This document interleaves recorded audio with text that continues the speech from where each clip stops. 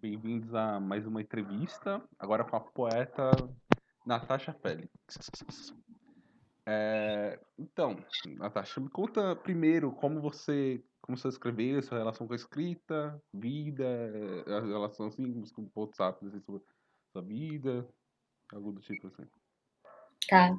Oi, é, sou Natasha. É, Cara, minha relação com a escrita, ela vem desde pequena. É, eu tive a, a sorte de nascer numa família em que as mulheres eram todas professoras, né? Ou tiveram alguma relação com a pedagogia em algum momento. Então eu tive esse contato muito afetivo, assim, sabe? Eu lembro da minha avó comigo muito pequena, antes de eu entrar na escola, me ensinando a escrever meu nome, assim. E a minha avó, ela foi uma pessoa que foi pouco alfabetizada, né? Ela chegou até a terceira série, mas ela alfabetizou muita gente ao mesmo tempo. Teve uma relação com a sala de aula meio complicada, assim. Ela é do interior da Bahia. E aí, isso veio para mim muito cedo, assim. A minha relação com a escrita ela é uma relação de leitura, né, a princípio, também, né. Então eu sempre fui uma leitora muito assídua, assim, sempre foi muito marcado. Aí, quando eu percebi que eu queria seguir com isso, foi com uns 15, 16 anos que eu falei: "Cara, não tem jeito". Eu tentei dar uma fugida, Todo mundo tenta isso. tentei negar, Sim. passei por isso, e aí quando eu falei: "Ah, é isso, pronto", aí foi. Aí tô aí tentando produzir coisa também. Tem dia que a gente acorda tão desgostoso da vida que a gente fala assim, ah, eu quero parar de produzir, assim, qualquer arte, assim, tá falando, quero parar de produzir, quero escrever mais, eu quero... Mas isso não vem por sua escolha, você acaba de novo, depois, 5 minutos depois você acaba se vendo produzindo, né? Não tem jeito. Eu fiquei durante muito tempo sem ler, assim, sem ler livros. Eu passei uns 2, 3 anos, assim, meio de mal disso, assim.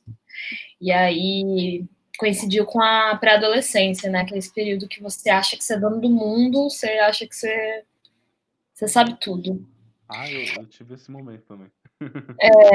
E aí quando eu voltei quando voltou para mim o lance da leitura, foi muito interessante, assim, né? Porque eu estudei numa escola que tinha uma biblioteca em que era aquela biblioteca tradicional, né? Não tinha incentivo à leitura, aquela coisa que você entrava e já tinha um monte de enciclopédia velha, rasurada, que ninguém mexe, não dava a menor vontade, era aquele silêncio mórbido.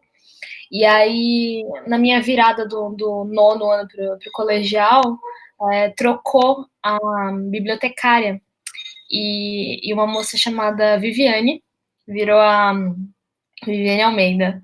Ela mudou minha vida, assim, ela foi muito responsável pela minha retomada, assim, a escrita e a leitura. Ela chegou com um projeto educacional na escola que era de revitalização da biblioteca. Então, ela tirou a porrada de enciclopédia que tinha na frente, colocou literatura latino-americana, colocou livro infantil para as crianças, podia tocar violão lá dentro, podia fazer gincana, as crianças estavam sempre gritando na biblioteca, era um caos, era muito legal. A Ah, biblioteca virou outra coisa. às E vezes, aí virou um lugar habitável, assim, sabe? pessoalmente, eu preciso de vez em quando, de um silêncio pra fazer as coisas. Mas o caos criativo também faz as coisas legais, assim, sempre precisa de umas coisas novas, interessantes. E, e a gente não pensa muito nesse papel do bibliotecário, né? Que, tipo assim, o, o Matheus Numerim Barreto, eu vi uma entrevista com ele uma vez, ele falando que ele começou a ter uma relação com leitura, porque ele matava a aula da educação física para ficar na biblioteca e ficar conversando com a bibliotecária. Aí, às vezes, talvez essas Nossa, pessoas que alimentam a relação, né? A relação com a nossa, leitura. era exatamente isso, assim, essa bibliotecária, ela me fez voltou, assim, toda a carga que eu tinha dessa ligação com a literatura que estava muito adormecida, ela voltou por conta dessa pessoa que eu vivi. E para mim ela era tipo cara, ela era uma coisa, assim, não era uma pessoa. Ela aparecia, ela surgia, ela é mágica, assim, saca? Virou um personagem, saca? E ela. E tinha isso, assim, eu matava a aula para ficar na biblioteca. Eu era tipo, os professores de exatas odiavam, me odiavam, assim, porque tinha um bode horrível, porque eu entrava nas aulas com vários livros de conto de fada, era Sartre, era filosofia, era não sei o quê. Então, uma fase doida que eu só lia clássico e coisa doida, assim. Eu, E que é até meio soberbo, assim, né? Tipo, olha, eu aqui com o meu niilismo debaixo do braço. Eu não ligo pra nada que vocês estão falando. Essa coisa. Mas eu acho que é bom, né? Porque é uma coisa muito adolescente, isso, não, né? mas a adolescência é uma fase de mudar a personalidade, né? A gente acaba puxando pra esse extremo pra justamente a gente começar a ter alguma coisa. E eu fazia muito isso também. Eu ficava na aula de matemática com Dostoiévski, assim, Saramago. Nossa, assim. Não, eu lembro de um professor meu de matemática comentando, assim. Ele falava, tava passando um exercício, falava, isso aqui vai ajudar vocês no futuro. Não esses contos de fadas aí que alguns ficam lendo, essas literaturinhas aí que o pessoal fica lendo aqui na minha aula. E ele falava isso olhando pra mim. E ele me dava mais ranço e eu levava mais livro ainda. Não, uma vez eu tava lendo Freud uma vez, eu lendo O Princípio do Prazer, no meio da aula, e eu não tava entendendo nada, porque eu era novo, não tava entendendo nada. Aí eu tava lendo assim, aí o professor me perguntou alguma coisa, sabe quando se pergunta pra ver assim, você não tá prestando atenção? E eu chutei e eu acertei. Aí o professor ficou, tá bom, né? Não, é muito doido isso. Eles. é, na minha escola, tinha, nessa última que eu estudei, né, no liceu, eles tinham uma parada que era o Fórum de Atualidades. E aí era como se fosse um TCC no fim do seu terceiro ano, que você fazia durante o ano inteiro. E aí eu escolhi, era uma escola católica, né? E aí eu escolhi fazer sozinha, o que era uma coisa que ninguém fazia lá, né? Era sempre um grupo de 6, 7 pessoas juntos. Fazer sobre literatura, que também era uma coisa que não era estimulado. Eles queriam que você fizesse de exatas, geografia, geopolítica, biologia e tal. E aí eu falei, não, quero fazer de literatura, é meu último ano aqui, eu vou fazer o que eu quero, descobrir que é isso, minha vida é isso, eu quero estudar isso. Aí eu peguei e fiz o estudo dos best-sellers, baseado no 50 Tons de Cinza, que na época era o livro mais vendido, tava há um ano como o livro mais vendido. E aí, imagina, eu fiz num auditório lá, que era uma escola católica, tinha lá o slide falando sobre sadomasoquismo, Subversivo, né? de 17 anos, explicando e tal, e aí acabou que foi muito bom, assim, foi onde eu vi que eu precisava, primeiro que eu gostava muito, né, do que eu estava falando, eu tinha tesão falando, eu estudei aquilo gostando, não foi obrigado, segundo que eu achei que eu realmente tinha uma coisa que era da minha família, né, uma coisa que eu também renegava, que era essa veia educacional das mulheres da minha família, falava, eu não quero ser mais uma mulher professora e tal, tinha um pouco disso. E aí lá eu falei, cara, eu acho que eu quero dar aula. É uma coisa que eu gosto de fazer, que eu acho importante. Foi ali. E aí eu lembro de um professor de física me parando para falar no final da minha apresentação. Ele falou assim, então é isso que você fica fazendo na minha aula o tempo todo? E aí ele começou a me dar uma lição de moral, falando que aquilo não ia me levar a lugar nenhum. Que as pessoas que eram de exatas, que ele dividia as pessoas assim, né, entre de exatas e de humanas, elas conseguiam circular entre todas as disciplinas. E eu ficava bitolada só em literatura e que aquilo ia me fazer mal. E aí, lógico que eu tomei como uma pirraça, assim, E eu não acredito em nada do que ele falou, né? Eu acho que ele tá É, completamente errado. eu tive sorte de, no ensino médio, ter professores legais, assim, por exemplo. Tipo assim, Eu também tive, mas os de exatas eram. é, tipo assim, por exemplo, no ensino fundamental, eu fiquei muito animado com relação a estudos, porque eu era péssimo em matemática, lixo em matemática. E eu ficava, tipo, eu ficava triste de verdade, porque eu não conseguia. Era muito difícil passar de ano pra mim, por causa de uma matéria, na época, né? Fundamental era uma matéria só. Sim, E eu pensava, assim, eu escrevia desde pequeno, mas pra mim, eu pensava que eu não ia ser nada na vida, nunca, tipo, não ia sim, ser nada, nada, nada. Tipo, eu pensava que, se eu tiver que trabalhar de lixeiro, que seja, sabe? Não que lixeiro não seja uma coisa respeitável, mas eu tô falando que, tipo assim, que não tinha nada a ver com a área que eu enveredasse no estágio, né? E quando eu cheguei no ensino médio, os professores começaram a perceber, né, o meu potencial, assim, com escrita e tudo mais. Foi uma época que eu retomei também, que eu também tive essa pausa dos livros, eu comecei a ler livros, mas eu pensei, vou começar a aprender com gente velha agora, eu vou pegar livro lá de século XIX, que não foi uma coisa tão inteligente, porque eu não entendi nada no começo, mas depois eu comecei a entender. sim, Mas aí eles foram percebendo meu talento, assim, pra literatura, né? E os meus professores, apesar de... Eles começaram a fazer, tipo assim, tá, a gente percebe que você é muito bom nisso, mas faz o básico que você, nas de exatas, que a gente te ajuda. sim, Mas eu lembro que isso me ajudou tanto, assim, que eu tive. Foi o único seminário de exatas que eu tirei nota máxima na minha vida. E foi um de física sobre teoria da relatividade. E eu tirei nota máxima e eu fiquei, tipo, tá bom. Talvez eu consiga passar as coisas e melhorar. E foi daí que eu participei, assim, que eu decidi. Eu quero ser professor.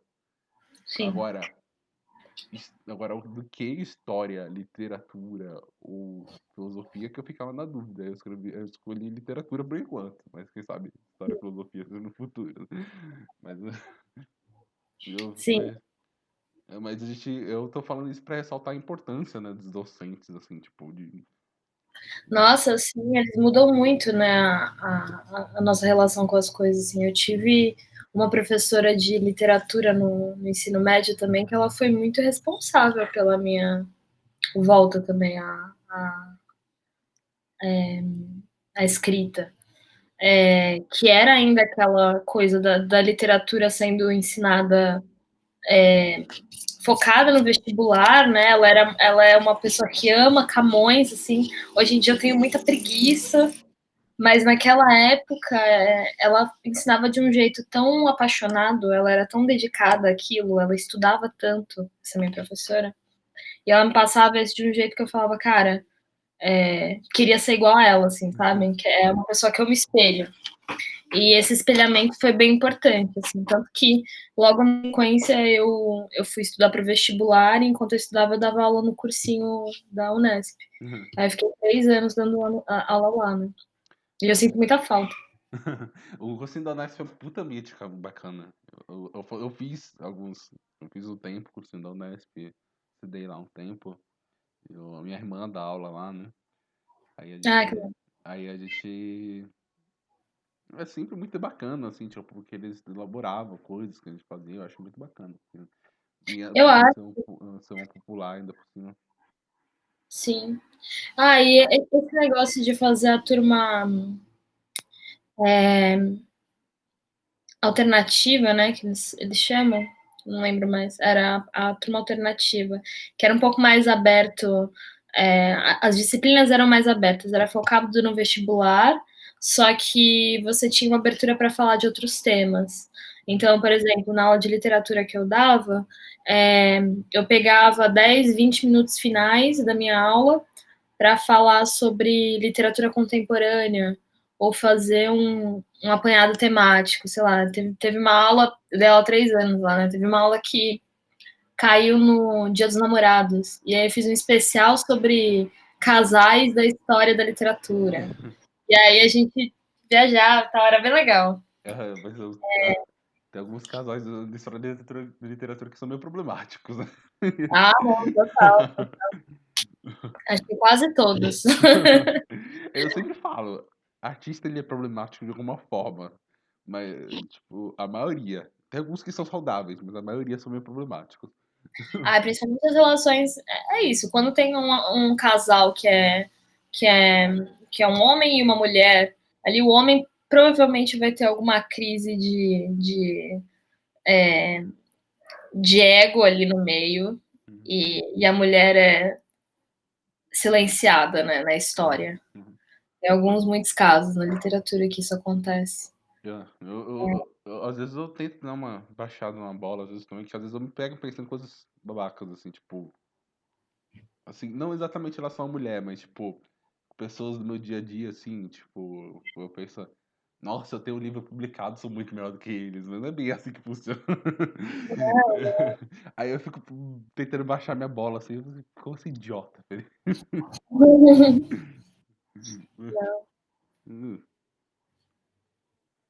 Mas, enfim, agora eu vou fazer as perguntas que eu programei, né?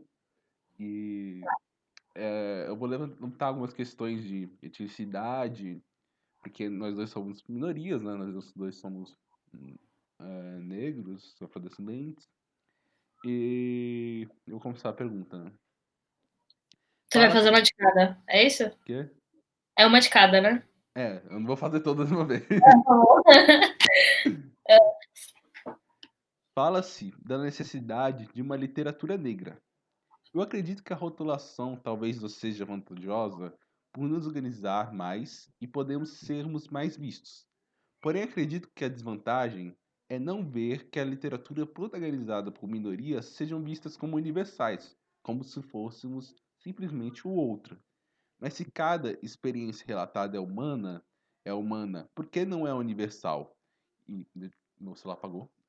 Por que não é universal? E que caminhos podemos percorrer para não sermos vistos não como um outro exótico, e sim um outro empatizável? Então, eu fiquei pensando muito nessa pergunta em específico, porque ela ainda é muito uma incógnita para mim, né? Principalmente quando a gente fala do que é uma literatura negra e uma literatura feita, que é uma literatura de autoria negra, né? Porque é isso, quais são as temáticas da negritude? O que está impresso que você faz uma literatura negra? Eu faço uma literatura negra? Será? Eu fico muito me debatendo com essas questões, assim, né? E eu lembro sempre de uma oficina que eu fiz com a Tatiana Nascimento, que é uma poeta multiartista, na real, né? Ela é poeta, tradutora, pensadora, editora, faz mil coisas, brasiliense, né?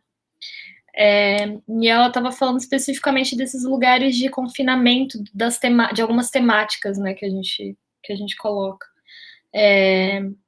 E quando a gente fica tratando do racismo exclusivamente, da violência do racial e da dor, essa lógica da dor do sofrimento, isso muitas vezes pode servir para a branquitude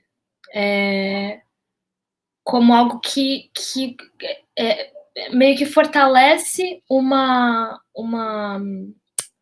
um pensamento colonial, sabe? Quem gosta de quem consome isso, quem consome o sofrimento negro é a branquitude. E isso é muito complicado, né? Lógico que a gente precisa falar sobre as questões que estão impressas na nossa realidade, até porque tipo, a gente não vive numa bolha né, de fantasia, a gente tem. O genocídio ele acontece, mas eu penso muito sobre isso do universal também, né? Que é ser universal também, né? A ideia de universal que a gente tem é essa ideia que é eurocêntrica, ela tá ali, é um determinado saber que está impresso a uma determinada raça, um determinado lugar ali, e se a gente for colocar a literatura clássica, o que está ali e tal, é um lugar muito fechado que é o universal, né? E será que esse é um lugar para a gente estar, ou querer se assemelhar, ou construir outra coisa que seja paralela a isso, seja importante, sabe? Eu acho que a nossa individualidade, ela tá ela tem que ser sempre percorrida, assim, sabe? Se você é uma pessoa negra, escritora, uma pessoa negra, artista plástica, isso está impresso em você, é o seu corpo ali, é o seu corpo representado no que você escreve, e é um lugar que está sendo reivindicado, né? Agora, eu não sei se eu respondi, acho que eu só fiquei patinando. Não, mas eu acho que faz bastante sentido, assim. Tipo, muito questionável, né, que realmente a universidade... Oi? Não, só para fechar, eu lembro de uma questão que estavam colocando que era se a gente tem que estar nos espaços da branquitude ou se a gente tem que estar focado em construir os nossos espaços de negritude. E aí a questão era focada em lugares, espaços culturais que majoritariamente pessoas brancas frequentavam ou faziam, produziam lá, ou a gente tem que construir os nossos espaços. E aí eu acho que a resposta é nos dois, assim, uma coisa não anula a outra, sabe? Eu acho que a gente tem que estar nesses espaços, até porque a maior parte deles, a maior parte não, né? Muitos deles é onde se circulam as produções artísticas e tal, tá tudo ali, e não é a branquitude que é detentora da cultura, sabe? Só uma coisa que não deveria ser reservada a eles, né? Ao mesmo tempo que os nossos espaços culturais, os nossos espaços de troca, de afetividade, de reflexão, de discussão e tal, tem que ser construídos também, porque são lugares de fortalecimento, né? Tipo o Aparelho Luzia, lá em São Paulo, que eu acho incrível, né? Um lugar que, tipo... Não sei se você chegou aí já, ou se você conhece. Em São Paulo? Nunca. O Aparelho Luzia. Eu raramente vou pra São Paulo, é muito difícil ir pra São Paulo. Dinheiro falta. Mas se eu pudesse, eu iria muito mais. Mas o Aparelho é um lugar legal de conhecer, porque é isso, ele é gratuito, ele é um espaço aberto, ele é um espaço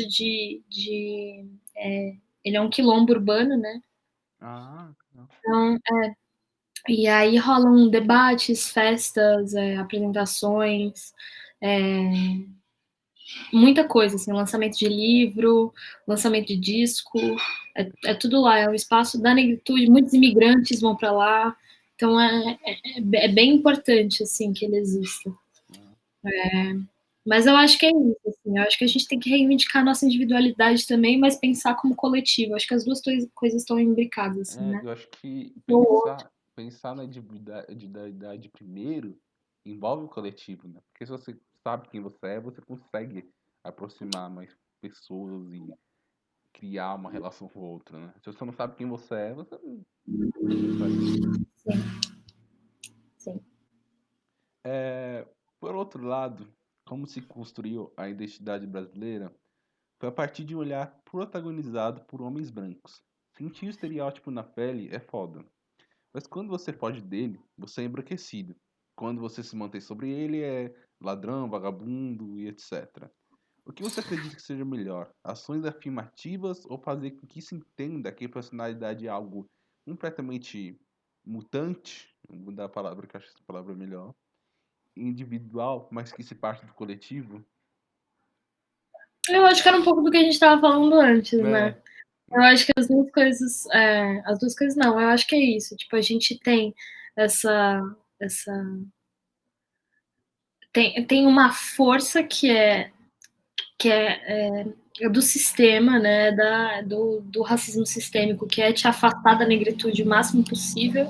Então, eu só comecei a ter essa relação de entender a raça, entender minha família, entender miscigenação, começar a entender essas coisas, né? Porque hoje é uma coisa que é, você vai descobrindo sempre, e a coisa toda só se vira uma bola de neve, né? Quando você começa a investigar, não para mais. Mas depois de mais velha, né? Agora eu tô com 23. Foi até cedo, né, que eu comecei a ter essa relação. Foi com uns 18, 19 anos que eu comecei a pensar negritude. Porque é isso, tem uma força que te impele desse lugar. Aí até porque também tem questões de classe envolvidas, né? A minha família, a gente veio do Morro São Bento, aqui de Santos. Não sei se você conhece. Conheço, meu Mas pai é de lá. aí, eu nasci no Morro São Bento, Acho que eu morei e um tempo lá também, não lembro. é, É. eu nasci lá, meu pai é da Areia Branca, tá? Minha mãe é do Morro, e a gente foi pro Sabuó, né, depois, desceu, mas boa parte da minha vida a minha família teve uma ascensão, né, e aí eu cresci num ambiente classe média, né, Hum. que é outra relação ainda mais não, né? É uma relação também muito, muito complicada com a negritude, porque é isso, eu estava sempre em escolas onde as pessoas eram todas brancas, você tem uma coisa de querer parecer com aquelas pessoas, aí você não entende porque você não consegue, porque, né? E ao mesmo tempo que você é anulado, enfim. Mas eu acho que é percorrer essa individualidade pensando no coletivo, porque os momentos que eu mais me senti que a minha relação com a literatura, ela se estreitou, foram os momentos em que eu tive um contato com pessoas que tinham as mesmas causas do que eu, saca? Então, construir essas zonas de afeto são muito importantes também, sabe? Recentemente eu comecei a pirar numa coisa que eu nunca tinha pensado sobre, que era tradução afrodiaspórica. E que é uma parada que é isso, assim, vai se formando uma teia. Eu sempre falo isso, assim, dessa relação que vai se estreitando entre as pessoas negras na literatura, né? A gente fala muito da diáspora como um movimento geopolítico e cultural e tal. Na literatura, especificamente, ela acontece de um jeito muito, muito interessante, assim. Porque, por exemplo, eu fiz um espetáculo que se chamava Black Poetry. E aí eu conheci esse ator que é o Caio Juliano. E ele me mostrou uma poeta. Caio Juliano me mostrou uma poeta que era Maiainha. Ele falou, Nath, eu acho que você vai pirar nela e tal. Ela é afro-alemã. Eu falei, afro-alemã? O que é isso, né? E não sabia o que era. E aí fui atrás e tal, achei ela maravilhosa. E achei um estudo de uma mulher chamada Jazz Oliveira, que é a tradutora da Mai. Aí já ficou uma loucura. Mas ela fala disso, né? Fala justamente disso, da tradução afrodiaspórica, que é essa coisa de, tipo, pessoas pretas traduzindo outras pessoas pretas e muito preocupadas em como a linguagem vai estar lá, sabe? Em que termos, tem muita responsabilidade sobre os termos que você vai traduzir, em fazer essa correlação. E aí ver que na história da tradução a gente tem muito caso de racismo, porque os tradutores não tinham essa preocupação com a correspondência, né? Então, aí fui fazendo essa ligação assim e eu achei maravilhoso, uma coisa ligando a outra. Essa poeta de que época, mais ou menos, você sabe dizer? Década de 80, final das décadas de 80 para Você 90. sabe o que é interessante? Sabe o que aconteceu nessa época na Alemanha? Na Alemanha, ela estava passando por uma certa crise, né? Que tinha derrubado o Muro de Berlim, 80, 90, do começo dos 2000. E eles estavam começando, e ao mesmo tempo estava tendo alguns problemas em algumas partes da África, eu não lembro exatamente o que. E começou um movimento de imigração em massa de negros para a Alemanha, porque a Alemanha queria trabalhadores também. E nessa época começou a surgir um movimento de Alemanha para alemães, que é uma coisa absurda, né? E eles queriam Uhum, expulsar imigrantes, ou assim, negros principalmente, né? E eles descobriram que, na verdade, esse movimento era financiado por um partido legal, por um partido neonazista, e, tipo, tem uma história muito interessante, assim, por trás dessas coisas, né?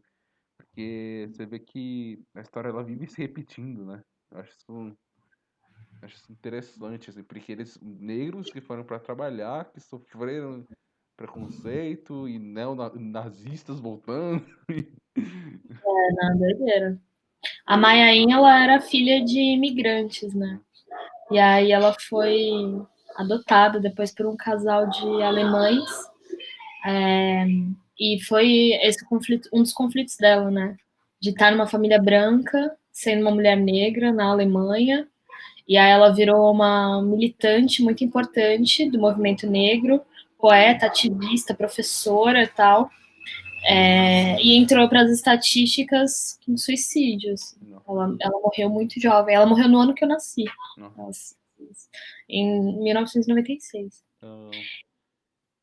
Sobre essa questão da negritude, assim, é muito louco quando você nasce numa família de classe média, como é o meu caso também, é que você demora muito pra você perceber que você realmente é negro, né? Olha a minha pele, eu sou escuro, sou bem negro, né? Mas eu pensava que Sim, era pardo até uns 13 anos, sabe? Aí eu falei, sim, 13, 14, 15 anos. Até o momento que eu falei, peraí, passado, eu não sou pardo, eu sou negro, né? Eu posso ter cabelo liso, mas eu sou negro. Aí eu fiquei. Foi partir dessa questão que eu fui começando a pensar mais nessas coisas, assim. sim. Eu acho, assim, eu não nasci numa família classe média, ela virou classe média com o tempo, então, Hum, tipo, teve essa transição de classe, essa coisa. Isso foi muito importante também, assim, para o processo de confusão, né, de tudo, assim. Porque se antes eu tava muito à vontade com o meu lugar, onde eu tava, enfim, eu tinha uma relação, assim, eu era muito nova também, né? Mas eu estudava numa escola, no sênior, não sei se você conhece. A maior parte da classe eram todos negros, assim, saca? não. E aí eu não, tipo, não me sentia deslocada, eu tava ali só, existindo e tal.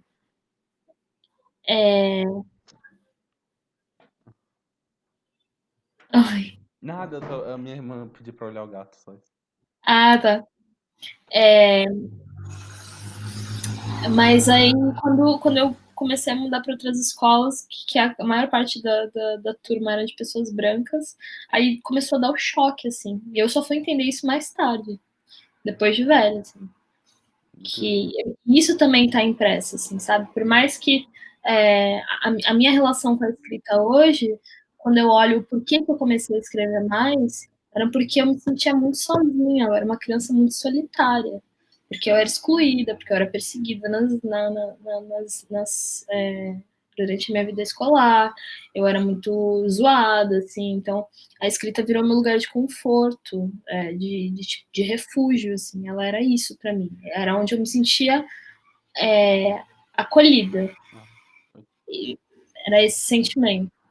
Eu tive muito desse problema também de escola ter sido um ambiente meio hostil. E eu tenho um fator pior, né? Que eu sou diagnosticado com autismo, né? Uhum, E eu não, assim, quando eu era criança, eu não entendia direito que era uma piada. Eu tinha, hoje em dia, até hoje eu tenho dificuldade pra entender, mas na época era pior ainda. Aí as pessoas ficavam rindo de mim e eu não entendia por quê. Isso era tão doloroso pra mim, sabe? Aí depois que no ensino médio começou a melhorar isso, mas por mas quê? Por que a construção social das crianças que fazem que essa fase seja tão infernal, né? Isso que pode ser. é difícil, velho, é difícil. Tem coisa que até hoje ressoa, assim.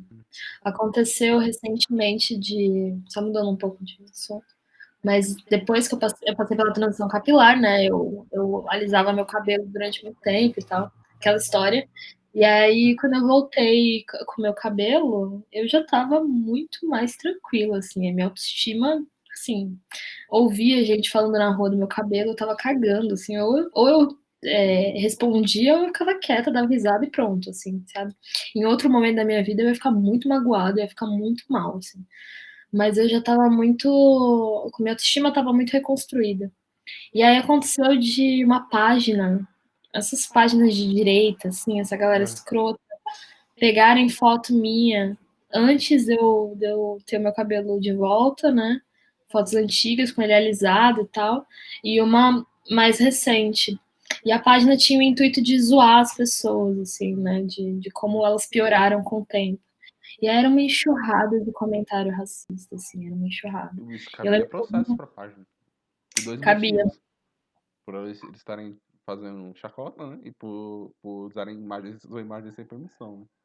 Então, isso tava na época não podia, porque tava no meu Facebook, então qualquer pessoa podia Ah, pegar. sim. Entendi. É. E a página em si, ela não falava nada. Eram os comentários das pessoas. A página não dizia, ela tinha uma linguagem imagética que dizia que ela era de direita, porque tinha uma foto zoando o Che Guevara. Era muito tosco. Uhum. E o nome era antes e depois da Federal, alguma coisa assim. Era uma página muito voltada para a direita, só que eles não faziam nada. Eles só postavam a foto da pessoa, o antes e depois. Então era aquilo, tipo, quem comentava era a parte zoada. Só que esses comentários eram feitos por fakes.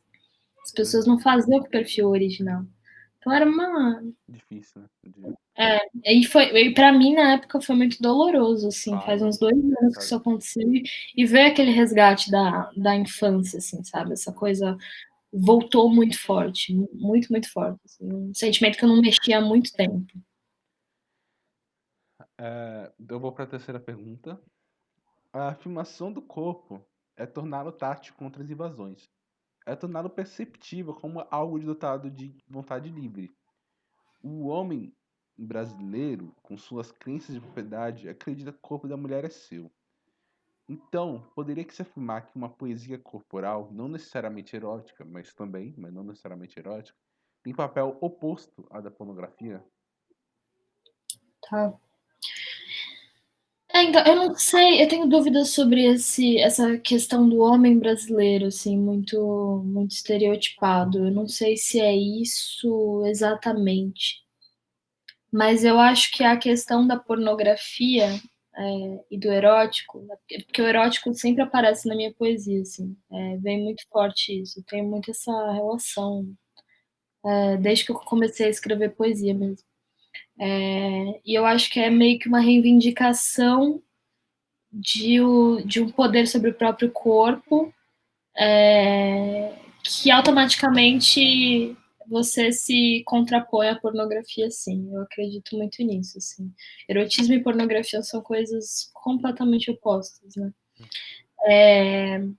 Mas a recepção disso, pelo que eu vejo por mim e por pessoas, mulheres, principalmente mulheres negras, que escrevem sobre o erotismo, só isso não basta você escrever, né? Porque a recepção ainda é do outro. Então você ainda recebe uma porrada de comentário de cara escroto confundindo as coisas.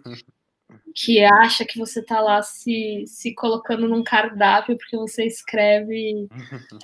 Então, que é para servir a ele, assim, sabe? O seu erotismo é para servir a ele. Então, para eles ainda não se. Para muitos homens ainda não. As coisas se confundem. O que é erótico, o que é pornográfico. Acho que é difícil de entender. E aí, e aí a coisa toda não tá dada, assim, Eu não tá conheço, resolvida. eu conheço algumas pessoas que escrevem poesia erótica, assim, tipo, não necessariamente poesia erótica, mas também com poesia erótica. Tipo, tem, por exemplo, a Marceline Andressa Becker, já ouviu falar? Aqui estão alguns Eu não resultados. quero saber, Google. Mas enfim, Marceline, e ela comenta isso no Facebook dela às vezes, né? E eu fico, Direto. eu fico pensando, mas pra mim é tão tranquilo, porque eu fico pensando, mesmo que se fosse, se ela escrevesse pensando em alguém pra escrever isso, oferecendo pra alguém, é pra aquela pessoa, não tem nada a ver com isso, sabe? Sim. Se fosse esse caso. E é uma coisa que, assim, você. Primeiro que você não consegue separar as coisas, né? Você acha Não, que. e a pessoa é aquilo sempre também, né? E que é isso, né? Parece que é um convite, né? A sua escrita é um convite. Ela é um convite, é um convite à leitura. Mas ela não é um convite, tipo, eu não tô colocando no Tinder, sabe? Não é a É. minha descrição do Tinder, é o meu poema. Isso aqui é pra ser levado a sério. Todas as vezes que isso aconteceu, de caras confundirem isso, eu fico bem puta, assim. Porque, principalmente quando vem de pessoas que eu admirava e que eu achava massa, assim, que escrevia, achava incrível e tal, tinha uma relação bem profissional. E aí a pessoa vai lá e usa de um poema meu pra dar em cima, ou fazer alguma coisa tipo. E aí, mas o ponto é esse, o ponto é que, assim, eu acredito muito nisso, de que o erotismo, ele tem outra chave, assim. Isso eu aprendi primeiro com a Hilda Hilst, que ela brincava de fazer literatura pornográfica, literatura que ela falava que escrevia putaria e tal. Só que aquilo ali é erotismo, é muito doido aquilo, não é pornografia, né? Ela falava, né, eu vou vender, agora eu quero vender livro e tal, cansei, ninguém me lê, eu vou vender livro, aí que eu vou escrever putaria. Mas não era isso, assim, né? Ela fazia outra coisa. Eram livros que brincavam, mexiam muito com o nosso subconsciente, com a psicologia, nossas relações com familiares. Eram livros muito fortes, assim, que cutucavam. A pornografia, ela não é subjetiva. Ela não consegue ser isso. A pornografia, ela é escrachada. Uma coisa superficial. Ela tá ali para determinado uso e, tipo, morre ali. Ela começa e morre ali. O que a Hilda Hilst faz é outra coisa. E depois eu vi isso com a Audre Lorde, assim, de que a gente tem que usar o erotismo a nosso favor, sabe? A Hilda Hilst, conhecendo a mulher, era um monumento de inteligência, né? Conhecendo a inteligência, ela fazia isso de propósito, né? Ela propagava o livro dela assim de propósito. Ah, eu cansei de não vender livro. Mas, na verdade, que ela pensava muito mais além disso no livro dela. Né? Não, com certeza. Aliás, eu admiro muito a Hilda Hilst. Não gosto de tudo que ela escreve, mas eu gosto de muitas coisas. E eu acho que tem coisas. Eu não gosto de tudo porque eu não entendo às vezes o que ela escreve. Mas o que eu entendo eu acho fenomenal, então provavelmente é uma das minhas preferidas, assim, mas. Ela foi uma das pessoas que mudou minha chave, assim, na literatura. Eu também, hoje em dia, eu olhava ela num pedestal, assim, colocava ela em cima de um lugar que era inalcançável, inatingível. Hoje em dia, não tanto, assim, eu discordo de muitas posições dela, inclusive, e olho para a história dela com outro olhar agora. Principalmente quando eu comecei a pensar mais a literatura e a raça ligadas, e classe, tudo imbricado. Que aí você vê as escolhas, como ela fala, tem algumas posições bem foda, assim. Mas focado na literatura dela específico, hoje eu gosto muito mais da prosa dela do que da poesia. Eu amo muitos poemas dela, assim, são poemas que eu tenho decorado, que eu guardo para mim, mas a prosa é tudo, assim. É muito complicado esse negócio, né, de pessoa, opiniões e artista, né? Muito complicado isso. Porque, tipo, a gente. Não tô, no caso da Hilda Hilst, nem tanto. Até vai, porque ela já era bem velhinha quando, em 1990, 2000, ela já era bem velhinha. Mas, Sim. tipo, no caso do Drummond, por exemplo, assim, ele nasceu em 1902. Ele era. Então ele faz sentido. Por um lado, faz sentido ele ser homofóbico, sabe? Porque ele tinha dizem que ele era homofóbico, né? Não sei se é verdade. E faz sentido ele ser homofóbico na época dele. Não que a gente tenha que perdoar a homofobia, mas faz sentido. Então, eu acho que não faz sentido descartar o pensamento e a poesia de alguém por causa disso. Mas, ao mesmo tempo, tem que se refletir os impactos, né? Eu não sei se faz sentido, não. Porque, assim, a luta contra... As lutas das minorias, elas existem há muito, muito mais tempo. A gente tem aqui... o que a gente faz hoje é resultado de muitas coisas que já aconteceram antes, assim. Isso não desculpa nada, sabe? Não perdoa a pessoa ter um pensamento homofóbico em 1902, eu acho. Eu acho que era mais naturalizado, sim. Eu acho que a gente tem que ponderar também algumas coisas em alguns momentos. Mas, por exemplo, a Hilda Hilst, eu discordo dela em muitas visões que ela tinha sobre o feminismo, sobre a relação dela com os homens, principalmente, e tal. Mas eu consigo discordar dela, é uma pessoa com quem eu discutiria, sabe? Não, sim. Eu boicoto. a pessoa que eu discordo, assim. Tem muitas coisas que ela falou que eu não anulo, saca? Não, Eu acho que tem que ter e é muito, essa relação. e é muito importante saber distinguir de quem a gente pode discutir e quem a gente não pode, né? Que tem gente que é só uns troll idiota que nunca vai conseguir entender o que você tá falando. Mas tem gente que, tipo, que você percebe, tá, essa pessoa tem uma índole boa, talvez se a gente levar ela pra um caminho, ela entenda. Eu- Não sei nem se eu tô sempre certa também pra achar que, tipo, aí eu vou conduzir a pessoa para um determinado lugar que eu vou convencer ela. Mas discutir abertamente sobre as questões, Aham, saca? sim. E, e, e é isso, assim, da gente conseguir construir outros lugares a partir da discussão. Tem uma escritora, portuguesa, esqueci o nome dela agora. Ela escreveu uma matéria na 451 recentemente, uma coluna, falando sobre. Deixa eu. Bom, enfim, eu não vou lembrar agora. Mas ela escreveu uma matéria, ela é uma escritora negra, portuguesa, falando sobre a relação, como a gente lida com o fato de que os autores que a gente lê provavelmente não se sentariam à mesa com a gente. É, E aí eu achei isso muito exatamente. doido, porque ela não chega numa conclusão. Ela não dá uma solução para isso. Porque é Ela fala difícil, que né? a gente vive com esse dilema, de que talvez é, esses escritores que eu mais me espelho, que eu acho mais interessantes, eles não discutiriam comigo, eles não gostariam, não suportariam o fato de eu estar na mesma mesa que eles. Eu acho. Isso é maluco, né? É, eu acho que talvez, assim, pelo que eu vejo, assim, pelas broncas que ele dava no Drummond, eu acho que talvez o Mário de Andrade é o que sentaria com a gente, assim. Talvez. Lembrada? É, Eu porque, ele era, não saco muita relação dos dois, não. oi? O Drummond, eu não saco muita relação dos dois, do Drummond com o Mário de Andrade. Não Ele, sei direito. eles, assim, né, eles trocavam muitas cartas, eles se conheceram no Ah, cinema da arte moderna, e o Drummond demonstrava alguns pensamentos racistas e homofóbicos, e o Mário de Andrade via dando bronca nele, assim, sabe? Tipo, para com isso, velho. Para de ser idiota. mas, Tipo assim, eu gosto então, de é você. isso, sabe? Tipo, como é que você desculpa o intelectual, que se dizia que é intelectual, Drummond né? Não tem É, nem aspas. Ele é de 1902, tá ali, mas um contemporâneo dele tinha as visões mais acertadas sobre isso.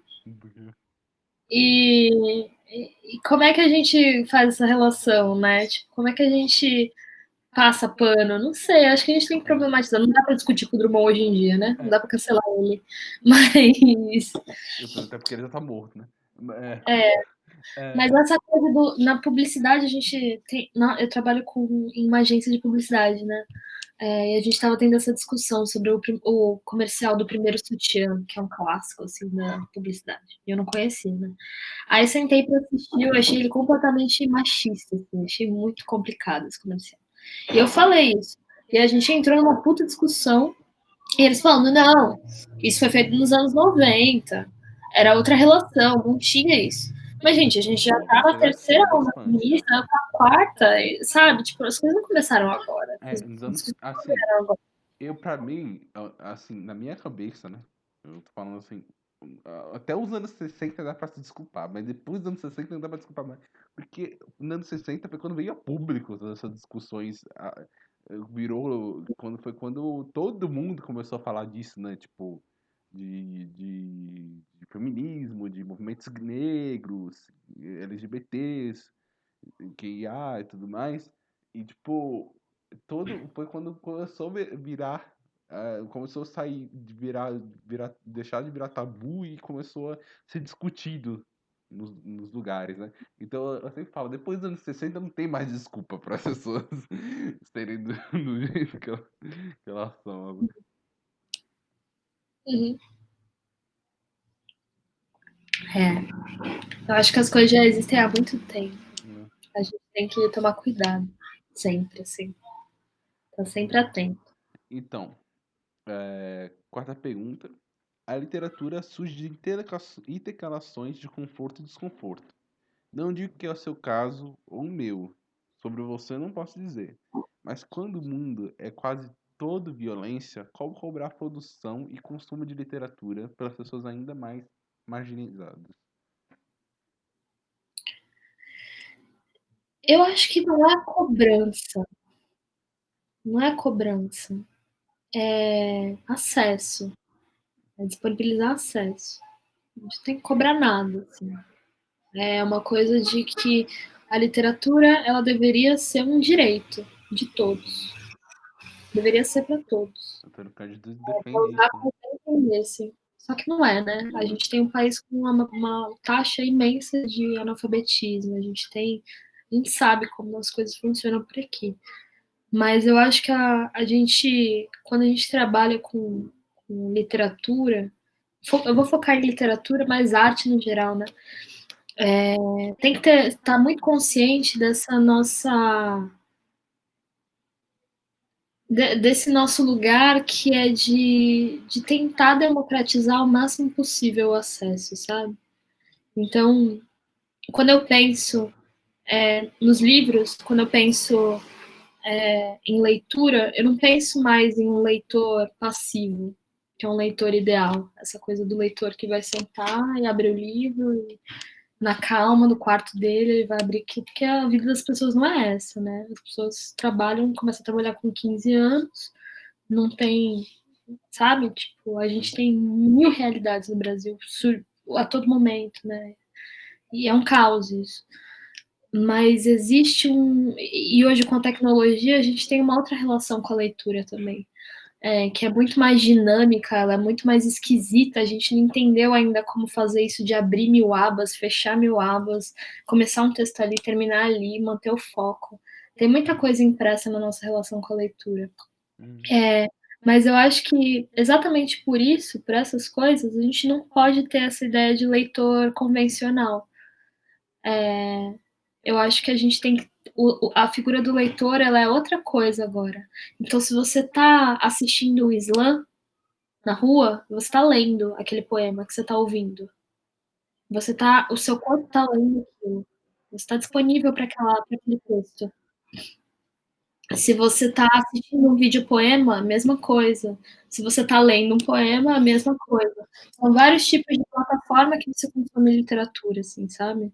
Então, eu acho que é tentar transformar a arte num lugar democrático e acessível. Ela vai ser um dia? Espero que sim. Por enquanto, não é. Mas não é uma cobrança. Eu acho que é tipo, a gente está engajado em trazer a literatura como ela deveria ser, que é esse lugar de transformação. Sim. Todo mundo deveria ter essa possibilidade de visitar esse lugar, sabe? De construir uma casa nesse lugar. Acho que é isso. Sim. E você acha que se a literatura seria diferente se eu fosse branca? Uma pergunta meio idiota, mas eu queria fazer. Acho que sim, né? Eu tenho outra relação com o meu corpo, né? Minha escrita é o meu corpo, né? A escrita é o nosso corpo. Eu acho que é isso, assim. Ia ser outra coisa. Eu ia ter outro envolvimento comigo mesma, com os outros iam me olhar de outro jeito, eu ia ter outra relação com o espaço, outro tipo de constrangimento, talvez, saca? Outros tipos de incômodo, outros tipos de felicidade, outros tipos de relacionamentos, outras questões. Como eu me relaciono com as pessoas hoje, minhas relações, tipo, quando eu transo com alguém, quando eu saio para beber com alguém, tudo tá ali, né? Tipo, a gente, é isso. 6. A literatura, Seria. a literatura não deixa de ser algo originalmente de concepção ocidental. Eu vou abrir um parênteses aqui. Quando assim, eu falo ocidental como fosse distante da gente, porque eu tenho assim, pode ser besteira, não sei se isso tem algum fundamento, mas eu acredito que nós, latinos-americanos, não somos ocidentais de verdade. A gente tem influências ocidentais, mas a gente não, a gente tem tanta uma mistura, um secretismo tão grande assim de cultura que a gente não é exatamente ocidental, né? Então por isso que eu acho que, por isso que eu falo isso daqui, né? ainda mais no formato livro. Assim como o muralismo é arte descolonizada e antiburguesa da arte do México, a poesia oral seria uma forma menos burguesa de disseminação de literatura. Por que eu falo, tipo, arte descolonizada, né? Porque está livre dessas influências ocidentais, europeias, né? Que ocidental para o europeu é só a Europa, né?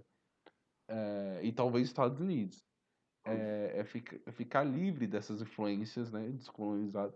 Não ficar totalmente livre, mas remanejar essas formas de forma que haja uma. Você veja aquilo, fala, aquilo é brasileiro, entendeu? Aquilo é, aquilo é indígena, aquilo é de uma arte indígena ou algo do tipo. Então, a poesia oral seria uma forma menos burguesa de disseminação da literatura? É, eu acho. Eu não sei exatamente como essas coisas todas se relacionam, né? Porque isso é uma visão sua de mundo que eu tenho que pensar sobre também. Mas eu acho que a oralidade, ela tá aí, a literatura oral, ela tá aí há milênios, né? Ela tá há muito tempo aqui, É, mais tempo do que a gente imagina. como eu falei da humanidade. E ela é recuperada, né? Ao longo do passar dos anos, né? O tempo todo ela é recuperada. Então eu acho que ela tem uma possibilidade, sim, de não ser burguesa, de ser transformadora, porque ela nasce da fala, né? Ela nasce da rua, ela tá ali. É uma relação de troca, de contação de história, muitas vezes, que é muito você olhando o outro, né? O outro te olhando, te ouvindo, te escutando. É muito mais empático, eu acho. Eu acho que entra nesse lugar que a gente estava falando antes de ser uma ferramenta, ser uma ferramenta que possibilita a democratização da arte, assim, sabe? Porque é isso, você vê um slam acontecendo na rua em São Paulo com 200 pessoas assistindo. Galera saindo do trampo, colando lá pra ver, pra sacar quem é que tá, aquele doido que tá gritando lá no negócio. Aí você chega perto e fala, caralho, da hora isso aqui. Uhum. Fala, que é isso? Aí ele fala, literatura, isso é Eu tava poesia. no Não sabia que eu Eu tava nos Slams Andradas, acho que faz um mês já. Eu tava lá com o Kleber, com o pessoal vindo assim. Aí a gente tava fazendo slam. Aí veio um funcionário do Cometa, né? Ele tava no terminal. Eu pensei, o que será que ele vai fazer? Ele queria ser jurado do slam. é, eu acho maravilhoso isso, É, assim, né? tipo, Porque é isso que deveria ser. Não deveria ser uma coisa encerrada em uma classe artística que vai para determinados lugares e bebe determinadas coisas e sai junto e tem um clubismo e tá ali e tal. E é aquilo que se consome e vive junto e tá ali, sabe? Tipo, não é esse o lugar da literatura. Isso não é um clubismo que é da Academia Brasileira de Letras. A Academia Brasileira de Letras não. Depois, ainda mais que recusou a Conceição eu Evaristo, achei um velho. Eu já absurdo cagava aquilo. pra É, eles agora. assim, a gente Tem pensa. como, assim. No começo, né, a gente fala, tipo assim, fala assim, né? A Machado de Assis foi quem fundou a Academia Brasileira de Letras. Tá, ele era negro. Tá, mas acabou aí, porque depois disso. Nossa, Só. até hoje, assim, porque é um negócio que não existe. Aquilo ali é quase um. Não sei o que é aquilo, cara. Tem gente que É, fez cadeira lá que eu nem. Sabe, na eles prática não. Ninguém. Não acredita nada. é muito distante da realidade, é muito descolado, assim. São pessoas que não sei para que fazem, né? Porque, sei lá, não sei. Mas o que acontece na literatura, que é isso, assim, quando eu dei aula na, na Unesp, eu estava muito louca pela Hilda Hilst durante o meu primeiro ano como professora, né? E aí tinha muito, eu estava lendo bastante sobre ela e tem sempre esse lugar dela que falam que ela é uma tábua inacessível. ela é muito hermética, ela é muito difícil, e poucas pessoas podiam acessar a Hilda Hilst. Isso é um lugar que você limita o acesso das pessoas, as pessoas têm medo de enfrentar aquilo, porque falam, isso aqui não me pertence, eu não sou capaz de acessar isso, poesia não é para mim. E aí eu chegava lá na turma e falava com as pessoas que muitas delas não tinham uma ligação com a poesia e com a literatura, e mostrava a Hilda Hilst de determinado jeito, que saíam de lá amando a Hilda Hilst. E é um negócio que depende, porque é isso, é sobre acesso, é sobre, tipo, dar a possibilidade das pessoas se enxergarem com autoestima suficiente para entender que aquilo é delas, é um direito delas. Teve um professor, uma universidade inglesa, que, tipo assim, ele pediu, acho que ele primeiro pediu pra falarem, tipo, poetas que gostavam, assim, né? Aí, poetas famosos da literatura inglesa. Aí ele, tá bom, ele pegou poemas de várias pessoas, de atores desconhecidos e atores desses, assim. E ele entregou pra todo mundo sem falar de quem era quem, assim. Aí, os poetas desconhecidos tiveram mais, tipo, pessoas que gostaram do que os poetas desconhecidos. Eu não tô falando assim que os poetas desconhecidos são ruins, mas talvez tirar essa aura da Torre de Marfim do poeta, tirar essa aura do poeta, ou do poeta muito incrível e genial, ou do poeta que é só popular, algo do tipo, tirar essa aura já ajuda, né? As pessoas Eu acho lerem. que isso, a genialidade só atrapalha, assim. Essa coisa de que você tem que ser um poeta jovem, um poeta genial, um poeta que é ilustre, porque isso não. Isso atrapalha o processo criativo das pessoas, isso atrapalha o acesso, isso atrapalha muita coisa. E, e eu acho que é sobre isso, assim, a democratização da literatura, ela se faz pela via do, do tesão, da vontade, sabe? De você, tipo, é isso, ela é incômodo e ela também é pertencimento. É tipo, eu posso pertencer a esse incômodo, isso me faz parte. Eu sinto essas coisas, eu quero me relacionar com elas. Eu não entendo, sabe? Tipo, eu não entendo, eu não sei o que ele tá falando aqui, mas isso me comove, isso me mobiliza. Todo mundo tem direito de sentir essas coisas, sabe? Uhum. Porque a literatura ela toca em lugares que a gente às vezes não sabe dizer o que é, e ela vai dizer pela gente, assim, sabe? Esse lugar de eu não sei vai ser dito por outra pessoa, sabe? E aí você tem essa possibilidade de se encontrar, de se conhecer melhor através dela. Beleza. Acabou a entrevista. Muito obrigado, Natasha. Obrigada a Eu, você, Felipe. eu provavelmente vou pôr isso daqui já rapidinho, assim, daqui a pouco eu tô falando da fome, porque eu não posto nada no canal mesmo. Eu vou verificar se tava gravando direitinho. Tava gravando. Vou parar Tá. de gravar.